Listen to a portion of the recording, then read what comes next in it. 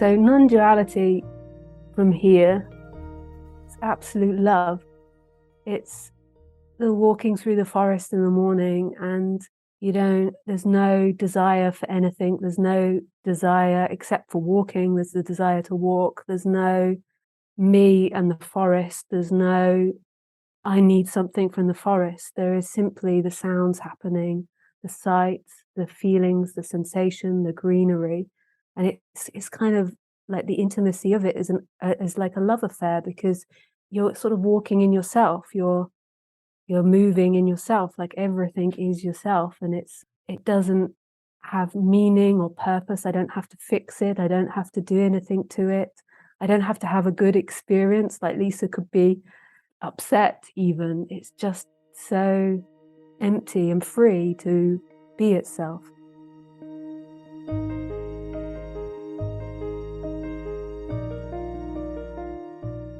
Welcome to Letting Go and the Greatest Secret, where we explore the end of your suffering and the beginning of lasting happiness. I'm Hale Dwoskin, and today I'll be joined by Lisa Cairns. In Bali in 2011, Lisa suddenly lost total control while eating banana fritters with ice cream, and there was a sudden and explosive energetic shift. At that moment, it was understood beyond the intellect. Non-dual philosophy. For the past 10 years, Lisa has traveled around the world teaching non-duality. She tries to communicate the limitless nature of life, which you could say is the root of every philosophy, religion, or story. She hopes to open doors for everyone who wants to listen, providing a broader perspective in the magical thing we call life.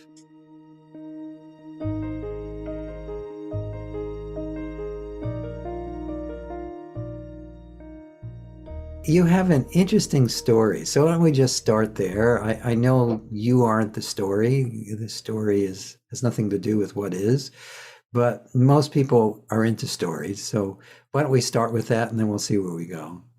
Yeah. Can you tell us about what led you to be interested or talking about or living this non-duality? Well, suffering originally led me to this path. Like I came to suffering quite early in age, and I also had an ability to hear in art something more spacious and more expanded.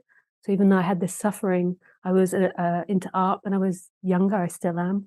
I write creatively, and so then I met a really funky person at university who introduced me to Buddhism. And as soon as they started talking about this moment, I kind of knew, like, it's like on the tip of your tongue. Like I just had a sense, like, yeah, I can sense that in some way. So then I went on a 10-year massive exploration of teachers, practices, and predominantly my last teacher I lived with for 3 years. And then I left, he kicked me out actually. Like he told me to leave, and then I left. And then a few weeks later, like something really magical happened and really changed my whole experience of life. Like it was, just really, it softened my character. It made my character more bearable. Connected Those me. characters.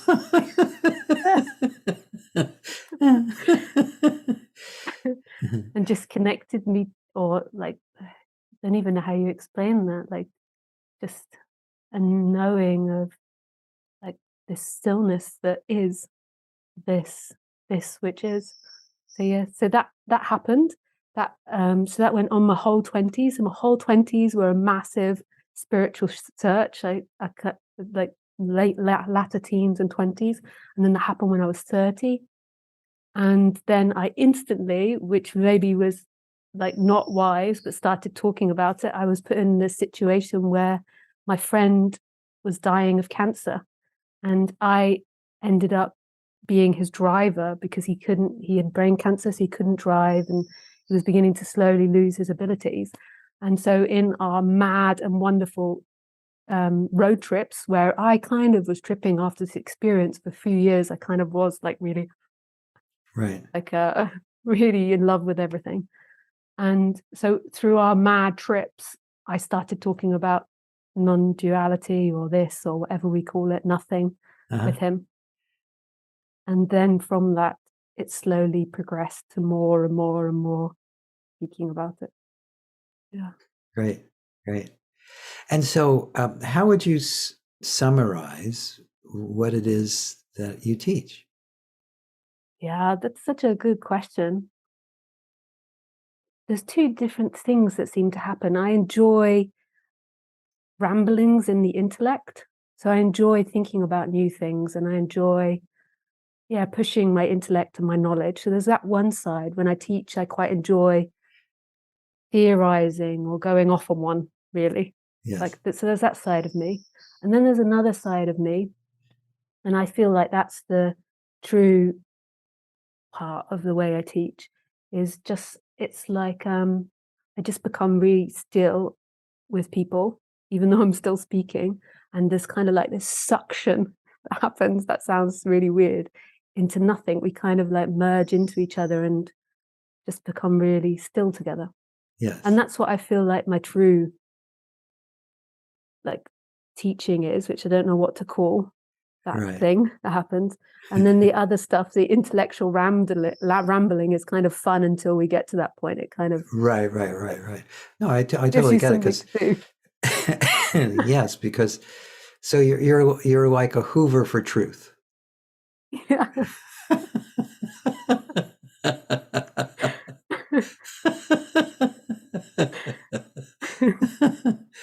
But there is something that happens energetically when two people are discussing this, especially if there's been some falling away of the separate individual. The more there's been a falling away, the more the invitation for that falling away seems to magnify. Yeah. Beautiful, yeah. So tell me a little bit about your ramblings, because we can't really do a Hoover for the interview because we just sit here in silence, and this is a video and audio podcast. So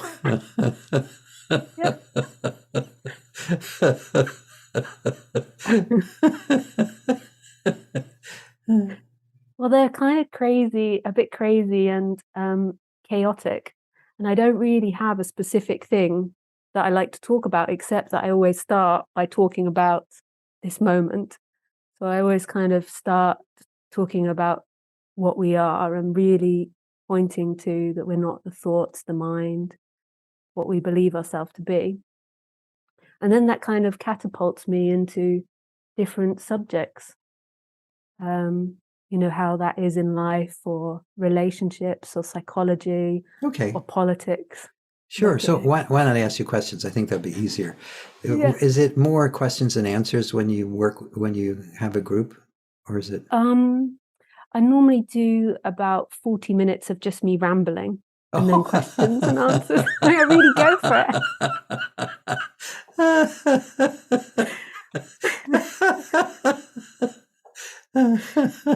I really let loose. Like the last talk I did on Saturday, I decided to talk about the Queen of England. Because she died, and I just thought, well, I'll start with this as a subject. So first of all, I'll just start by ignoring that and just going to, so what is non-duality? And I'll do a talk about the pointing of that we're not this or that, and and then I would just launch into the Queen and what that means, like what it is to be a leader with non-duality. Can there ever be peace in society? If everyone woke up, would there be peace in society? This type of thing. And I just I don't really have a conclusion. I kind of know deeply that I really don't know, and that anything that I do say will be tripped up at some point, and then I'll recant it and be like, oh yeah, no, I'm probably not right on that. The only thing that I know for sure is non-duality, is what we are. So what is non-duality? To me, which is abstract to me. So non-duality from here. So to me, it's absolute love. It's the walking through the forest in the morning, and there's no desire for anything. There's no desire except for walking. There's the desire to walk. There's no me and the forest. There's no I need something from the forest. There is simply the sounds happening, the sights, the feelings, the sensation, the greenery. And it's kind of like the intimacy of it is like a love affair, because you're sort of walking in yourself. You're moving in yourself, like everything is yourself, and it doesn't have meaning or purpose. I don't have to fix it. I don't have to do anything to it. I don't have to have a good experience. Like Lisa could be upset even. It's just so empty and free to be itself. So that is what non-duality to me is like the end of division between the experiencer and the experience. It's like one and the same thing. It's not language, so it doesn't come with like I know it, or it is a thing which I can claim. It just is it happening, like without language, and it doesn't belong to anyone. It can't be controlled. I can't own it. I can't find it. I can't like stick a flag in it and like start yelling about it. It is the experience. It's here in everything. It's in the daily life. It's in the mundanity of the being the human. It's like Tony Parsons, who was like one of the first non-duality teachers I ever met, which was quite baffling. He would say it's like the constant lover. It's always here, no matter what. Yes. Tony is wonderful. Yeah.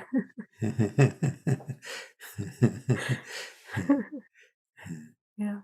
And what is it is there actually anything that's apart from that? No, like there's nothing that can be found that's apart from that. I don't know what it is. Like I don't know. Like I don't like not even. I mean, me is an abstract thing, but it cannot ever be known as to what it is. Like it's so mysterious. It's a happening. There cannot be even something watching it, although watching is happening. Like experiencing is happening. Like it's just intimately itself and absolutely unknowable. It's the greatest gift, to take on form and to get into this subject. Like it's saved my life. Like the character, the recognition of this. Like if you've got a difficult character, like it can transform that character. Like because you're connected to something greater. So we can be talking and there can be such intimacy happening that's not about the character. The character could be being shy or insecure, and then there can be this like deep intimacy that's happening. Yes. Well, isn't the character just an appearance? Yeah. Or an illusion? Yeah. Yeah. I don't use the word so much illusion for the character anymore. It doesn't come to me, but I don't know what the character is. It's something that's appearing, it's coming and going. There's sometimes more Lisa here and less Lisa here. Like if I'm sitting quietly or walking in the forest, there's normally less Lisa here, and then like the tax person calls and then there's like more Lisa comes in. Right.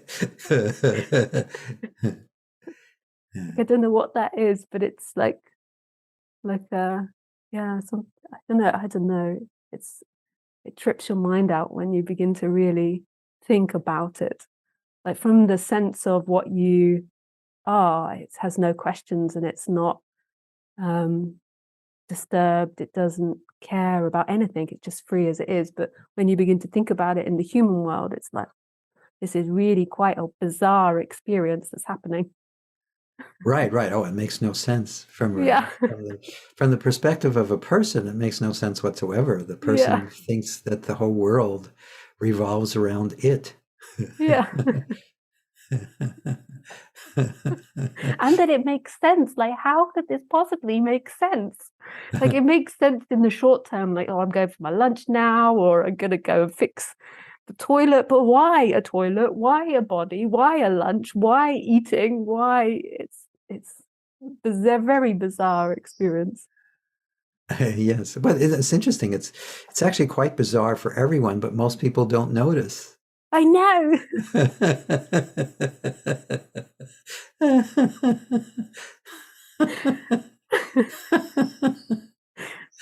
Like, well,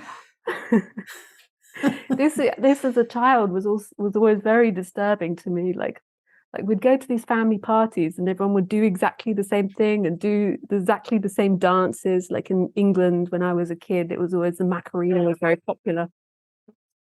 Do you know the Macarena, the dance, the Yes, yes, Macarena? So absolutely. everyone would be doing like da, da, da, da, da, da, da, da. And I would be looking and I would just be like, this is so weird. Like, why always the same? And why doesn't anyone question something? Like, why we always do the same? Right, right, right. Yeah, no, the person gains an artificial sense of security from creating patterns that it can identify with. Yeah, yeah. Yeah, So, this go is ahead. something I was speaking about recently with a neuroscientist who he impressed me, and uh, he he's invented something called free energy movement. I don't know if you've ever heard of him. Now tell me about it. He I'm really bad with words, so Oh, sometimes I don't. get wrong words. So So far, you know what? You're doing fine. so, but when it comes to the science side of things, I might begin to slip and get it all a bit wonky. Let's not worry But about it. yeah, okay. So he's invented something called the free energy principle, and he proved this in science that everything, so including the humans, is constantly looking for its own validation. I found that like really that he actually mathematically, I mean, like in the end, we could break down maths and say that that doesn't fit everything. But the fact that he could prove something in maths where every being is constantly looking for its proof of its own existence. So like the humans, so in that situation when I was a kid where they're always doing the Macarena, it's like in a way they're trying to prove their own existence, like repeat patterns in order to maintain a sense of self and maintain a character. But what fascinated me about the thing is that he proved it in science that we're all geared towards that. And then that questions for everybody, if they can prove it in science, what free will is, like why we're like like like if we're programmed to do this and we're set up mathematically to do this, like how anyone has free will or how anyone is acting differently from what they are meant to and should be doing. Like I just thought that was so like lovely. That's interesting. That's interesting. Well, but it isn't part of the problem with the looking is there's nothing to find? Yeah. So then you get us lot that then decide to look to try and validate our own existence. Like, what is the meaning of this? Like the biggest validation of our own existence, the meaning of life, and we find there's nothing. Right. And this is what I think. Like this is to me what waking up is the collapsing of that energy in the brain, which is needing to know what life is, needing to know what the future is, or needing to know what I am. Like something happens, I don't even know if it's in the brain, but something happens in the experience. So there's this collapse out of it. Yes, yes, yes, absolutely. And this collapse uh, is spontaneous. It's not Yeah. something even that we might do many things to try to bring it about, but aren't all those things just a reinforcement of what you just spoke about, just a looking for an Yeah. answer that can't be found? Yeah. Yeah. I mean, we get to this part and I begin to go into don't knows, don't knows, don't knows. Like it seems like that there is something that happens where we can't validate ourselves anymore. We can't, there's something that happens there and then there's a collapse. But even then, the story of it becomes irrelevant because like we just don't know. Like it pushes me over the edge this bit. I don't know. Right. It seems like there is a process where we can no longer validate our existence, no longer validate who we are, no longer validate and then something malfunctions or functions better than it's ever functioned in its life, and there is a collapse of something, and then we all sit there and we're like, oh, nothing's happening. Right.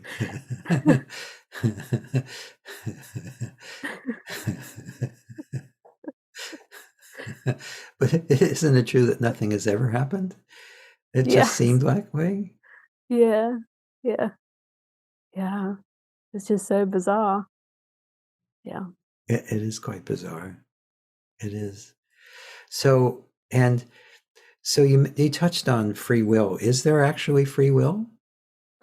Oh, I would say there's an appearance of free will, but there's it seems like an impossibility that there is something, or like in thought, something, or um, anything that could be controlling this. Like so for me, the way it feels is that there is a spontaneity to everything which is unknown. So everything's appearing with spontaneity, and we don't really know what that is, and it's just coming out from an unknown place. Everything, this whole entire moment, myself, everything is appearing. And then in that appears the appearance of free will. So I go to the fridge and I have the choice between a Coca-Cola or an apple juice. And then there seems to be a choice which fits into a pattern of Lisa. Like, it's unlikely that I'll pick meat, for example. Like, I've been a vegetarian since I was 8, so that's unlikely. But you never know. There's always Right, an right, right. anomaly. It could happen. So, yeah, so there's a feeling. So Ramesh Balsakar, one of my teachers, and Roger, they used to say that if you didn't feel like you had free will, it would be like a trap. Like you'd feel, like the puppeteers like moving you in a really awkward way, so that you functions as if you appear to have free will. Yes. I mean, that's their way of describing it, and I like that way of describing it. Really, I don't really know. I just know that I am, or this is. Yeah. Yeah. Isn't there a big difference between I am and this is? I feel it's semantics. Yes. But I know that other people don't feel it's semantics. Like, I'm happy with every word. To me, I am doesn't mean a personal thing. Like, it means more existence, like ding, ding, ding, like this is. Yes, yes, But yes. I know that other people have it more as like a thing that belongs to someone. Like, I think there's more of a traditional way of speaking about it. Yes, yes, that's So, true. so The words are don't do any of this justice. yeah. And I'm really not what's the word, like, well, what I normally say, which now feels a little bit embarrassing saying in front of you, is I normally say I'm a bit of a slut with words. Like, I'll use any, like, I don't really care Well, but that's like what actually words come. smart. I mean, if you're censoring, one of the things I say to people in my retreats and seminars is, don't censor your language. Yeah, There's no point in trying to change the way you speak. yeah, It doesn't do anything. yeah, It's just that words, just words. Yeah, they're just words. And I also say this, that the uh, language are symbols representing concepts yeah, about what was yeah, or what never really was, depending on yeah. the seminar I'm teaching. I like the second one better.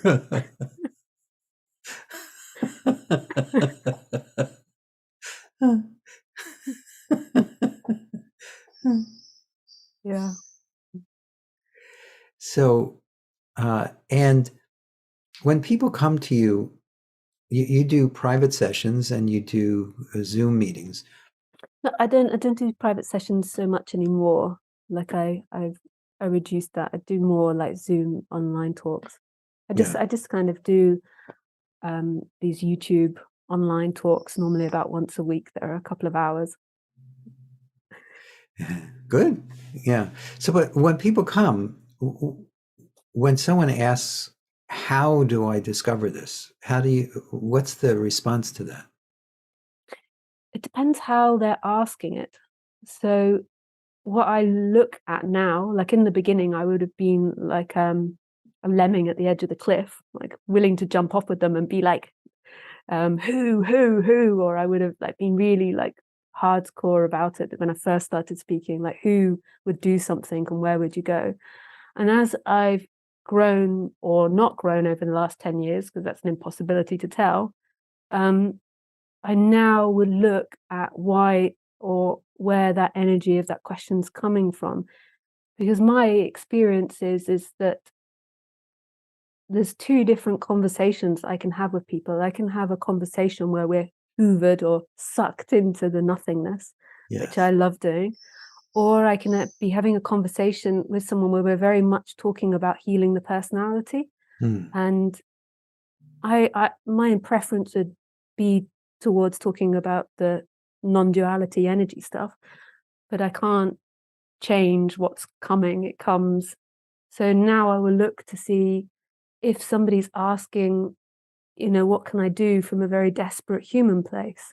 So are Yes. they looking because their life is imploding and they're really struggling and really suffering? And if that's the case, then I will ask them questions like, where's that question coming from? What do you feel? And I'll go more into their personal story. I'm less likely to do that on my live Zoom meetings. I'll more likely want to talk to them more privately then. Yes.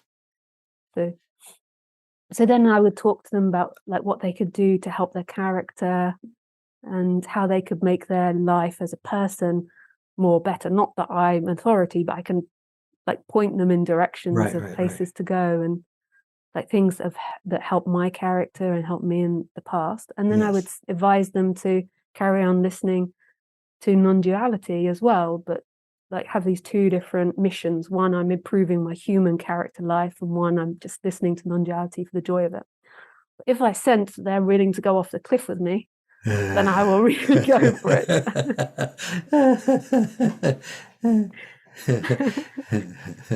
Yeah. Yeah, I totally resonate with what you're saying because the I don't know if you know much about what I do, but uh, I'm the person behind something called the Sedona method, and it's a method, Yeah. and it originally it had a lot to do with making the person's life better, and it's definitely a group of techniques that point at that, but it's evolved over the decades into something that's less and less about making the person better and just waking up from the belief Yeah. in a person.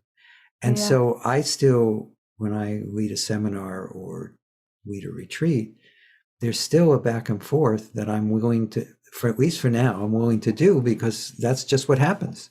Some Yeah. people come and what they need is something that's going to help them disentangle from that particular knot. Yeah. And sometimes what they need is to recognize there is no knot and there's Yeah. no one who seems caught. Yeah.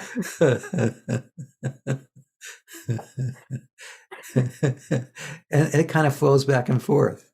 Yeah. Yeah. Don't you find that Yeah. sometimes people come with their knots and they leave with nothing? Yeah. Totally. Yeah. It's super beautiful. Yeah. Yeah, They think they're coming in for lots of different things and to get something, and then they go with nothing right. and they're delighted. Yeah, yeah. It's so Yeah. funny. Nothing is is everything, but it also um, is actually what everyone is wanting, even though they think they're wanting something. Yeah.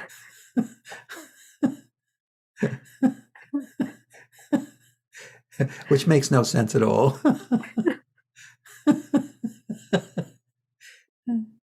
Yeah. That's beautiful. Yeah. So you avoid talking about the this being an appearance, or that comes and goes in your conversations. Comes and goes. I don't use illusion of the person. I don't use know me as much as I used to and things like that, like language. But Yeah, predominantly because I think there was a point in me, like just to bring it all back to me, in my experience where I didn't even know what that meant anymore. Like I didn't even know what know me meant when people were asking me questions about it. Like maybe it was like too much teaching or too much speaking to people, but it just felt like I'm not exactly sure if I know what you're talking about or if you know what I'm talking about. I'm not sure if we can connect there. Because to me it feels like there's a character here, and the character is like throughout the day the character is here less or more. So certain activities require more character, and other activities there's, you know, more like relaxed ones where, you know, everything's really just disappearing and you have no sense of you and the wall and the room. But I feel for me, I need a character to come back in when I'm doing certain activities. Like, so certain functioning needs that. And then there's some where you can kind of like be halfway in between. That sounds like a really weird way to phrase it, but I just am trying to find the best Lisa language to phrase this stuff. So when people say know me, I interpret that in my mind as them meaning like no attachment to the character, but I'm not sure if that's what everybody else means. So Right. it's like it's not like when I say attachment, it's like that energy isn't like being sucked in to the character, and it's not like you're looking through the character and the character's real, and then you kind of like intellectually know about non-duality. It's like there is this expansion or is this intimacy with everything first off, which is like, and then the character comes and goes in that Yes, yes, yes. like so you're kind of like inside out, you're no longer the character looking at everything, you're like this expandedness. um and I think that it might line up with the way that other people speak about it, but I've learned now over years that I don't assume that we're all speaking about the same thing. There could be that we're speaking about completely different things. I can't know for sure in the end. Well, but again, because it's language, and language Yeah, is great for discussing things like uh, a glass. yeah, That is something that can be discussed in language, and be you can even come to relative agreement about it. But as soon as you talk about what truly is, well, actually, it's not that the glass is, it is and isn't, but it language just breaks down because it's not yeah, designed for that. yeah, yeah. And I get a lot of people coming to me, so you might have a different experience where they've been very much into this know me teaching, and then they come and then they kind of think that waking up is like not having pleasure, not having desire, not having any will or any want or anything from life. And it is from one perspective. Like, so that's like the absolute or whatever you call this, like the expandedness, this moment just has no desire, it doesn't want anything. But the character certainly has desire. Like I would much rather live in a house than live out, like, well, actually sometimes I like to live in the garden, but I would like, In the summer, like for sure. yeah. My wife and I try to spend as much time in the garden as Yeah, possible. yeah. Yeah. So I I think because of for so many years I've had a lot of people coming to me with these types of things. I think my the way I speak about it adjusts and I speak less about know me because it just gets very confusing when I'm speaking with people. And I don't think I like it when people are thinking that waking up is having no wants or no desires. Yes, Yeah. yes. Well, this waking up is doesn't have a form. I mean, Yeah. if we think it's one way or the other way, that's just another conceptual Yeah. framework. Totally. And there's nothing really would you agree with this, that nothing really needs to change for what is to be as it is? It's just Yeah. the it's not a rejection of anything. Yeah. It's just what is. Yeah. Yeah. Yeah, totally. So the way that I speak about it currently, and I'm always changing, is that there is, I would say, there is a part of this experience which is so, it just doesn't need anything. It just couldn't care less. Like it's like sometimes I like to say it's like it's always dead. But I don't mean that in a negative way. It's just Uh, like it's like it just doesn't care. But then there is a human part that does care. I think that teachings come where I try to split it up more because I've just seen so many people come into this where they're actually having problems on the human level.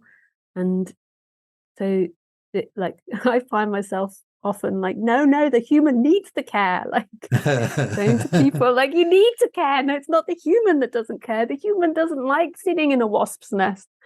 Like it's just yes, there's yes. another part that just doesn't care. And so I find because of what I attract, I'm speaking a lot like that to people. Like Well, it's but it's important. You know, I've been doing this for decades, and it's definitely evolved over the mm, decades. But when I've seen the same thing, that people hear there is no me, and that means that they should be just sit on the couch yeah, or yeah, deny uh, their humanness. yeah. But it's not a rejection of anything. There's No, totally, yeah, everything is welcomed here, or yeah, everything is what's apparently happening. It's not, nothing's excluded. yeah, Would you agree with that? yeah, totally. Like all aspects of the human, like like these characters and this life, like every part of it has its place. It might not also always be digestible to the character. The character might not always be pleased with the manifestation, but from our nature, it's all loved and it's all accepted. It's all as it is. No rejection, even every part of it. Mm. Yes. Yeah. One of the things I used to say is, yes, you don't. There is no free will, but you certainly need to act like there is moment to moment. There's no other way to function. Yeah, yeah, yeah. Mm, mm. So, what are some of the places you see people get caught, and Yeah. and and how is that addressed? Mm. I always think that every teacher attracts certain types of people. I don't know if you've thought that when you've looked around at Hmm. teachers, like they attract certain type of people. And I feel like I attract people that are normally quite creative and they're not normally very good at the human life side of things. Like so they're like maybe like brilliant musicians, like yeah, can do really amazing things. Like yeah, can make things, can be really great at the computer or music or like they tend to yeah be outside of the box thinkers. Uh-huh. And so and I love that. I I have lots of respect for that, and I really enjoy speaking on with these types of people. They normally have crazy thinking, like in the sense of they're very out of the box and they can Yes. go off on tangents very easily. And they also can also be very what we would call in the spiritual world heady sometimes, Yes. like like uh like very intellectual. And in amongst those types of people that I attract, I feel like their biggest barrier is dealing with being a human.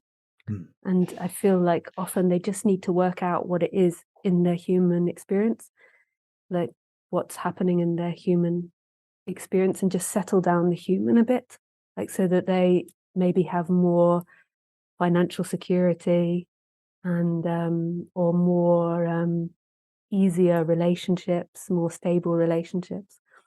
Because I feel like if they don't do that, then they can come and they can be in lots of suffering. And then I can't, if they're in lots of suffering, I can't, or other teachers can't really go into like the non-duality part, because it's like if somebody's really suffering, you can't really be telling them how beautiful nothing is, or that how things have got no meaning. Yeah, right. Like that this is meaningless, because sometimes because they're struggling in these human areas of life, they might then misinterpret that and then not deal with things, or put things off, or procrastinate. Yes. Yeah. So that's like, but I feel like every teacher attracts different people, because a different teacher, so I can imagine, would attract really kind of like on time, like on a retreat we have to put time things, because I normally, like, everyone wants to be late. They can't help it. They're just, like, so we have these things after 5 minutes you're not allowed in the room, because it just becomes a bit chaotic otherwise.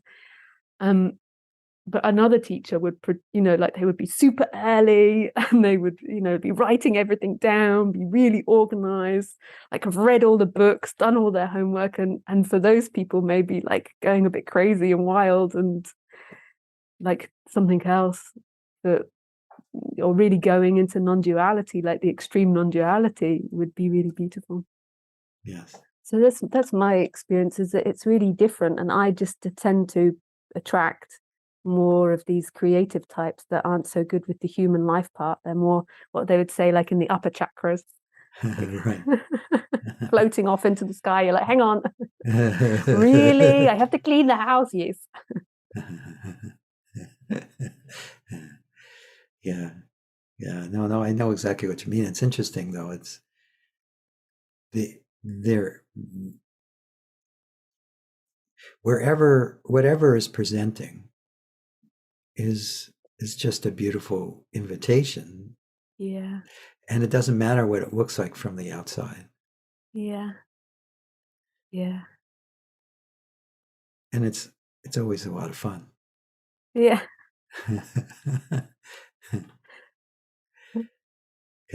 I find that you can, again, this is just the way we've done it for a while. Is you can lead people with questions that lead them to either discover their own practical solutions, or discover that which is beyond solution or problem.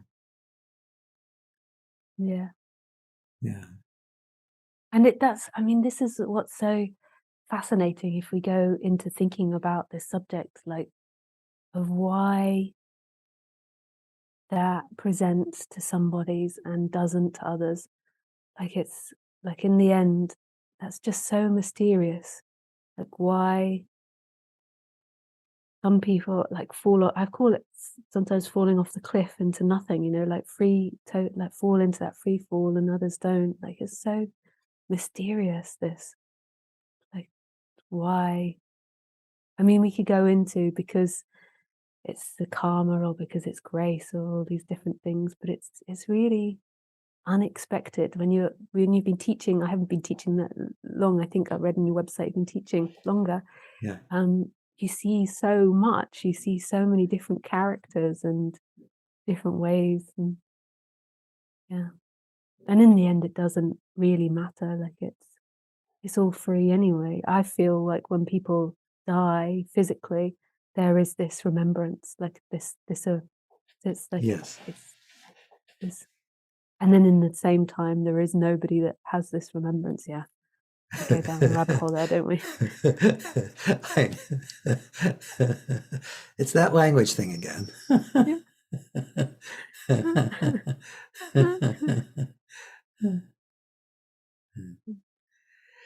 So, is there anything else that you think you'd like to share? See if anything just comes up.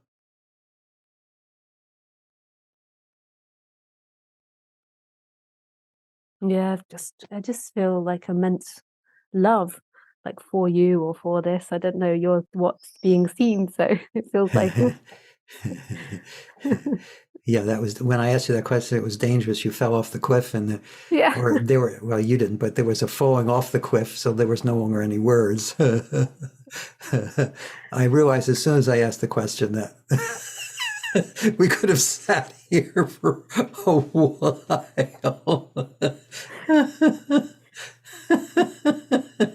Thankfully, the Lisa character came in and then had something to express of love.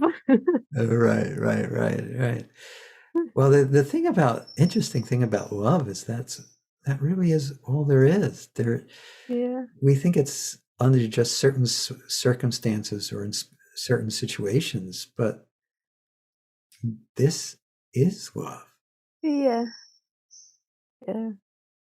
This. You make me want to do like my body gets very excited when I hear people speaking about that. Yeah. Yeah. Yeah, that's one of my favorite topics. I try to get that into again, I still do courses where I'm trying to give some practical information, but I always bring in love and things like that because to me that's on some level it's completely impractical, but it couldn't be more practical because that's all there is.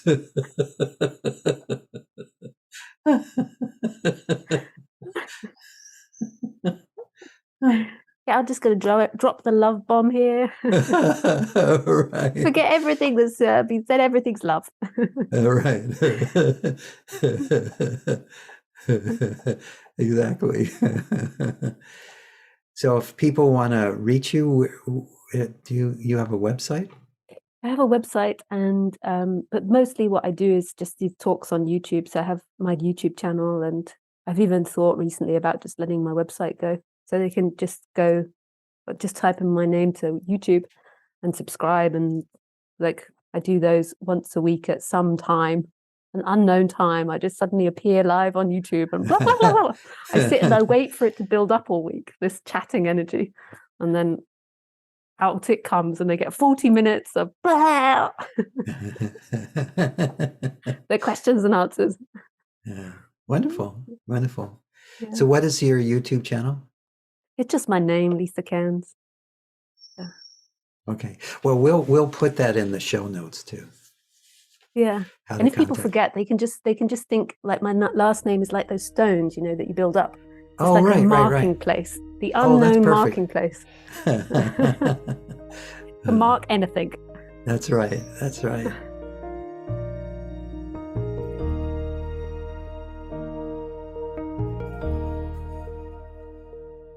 I hope you enjoyed our conversation with Lisa Cairns. You can learn more about Lisa at lisacairns.com. That's LISACAIRNS.com. If you've enjoyed this podcast, please subscribe so you have immediate access to future episodes. Please give us a 5-star rating and share it with the people you care about. If you'd like to learn more about my work, my mentor Lester Levinson's work, and the Sedona Method, please visit www.sedona.com. As you explore our site, you'll learn the key to lasting happiness, success, peace, and emotional well-being. We have books, courses, events, and plenty of free material to explore. Again, go to sedona.com. That's SEDONA.com. Thank you for being here, and we'll catch you in the next episode of Letting Go and the Greatest Secret.